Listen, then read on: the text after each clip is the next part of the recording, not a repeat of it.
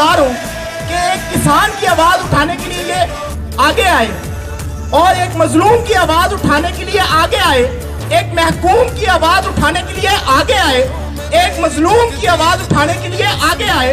हम जवाद अहमद का बहुत बहुत तहे दिल से शुक्रगुजार हैं। जीत एक होके जो हम सारे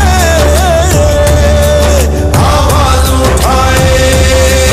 अल्लाह ताला आप ही लोग इस पार्टी को लेके चलेंगे। मेहनत कशों, मजदूरों और इन सब की ये पार्टी है, क्योंकि इन लोगों को अपने हुकूक मिलने चाहिए।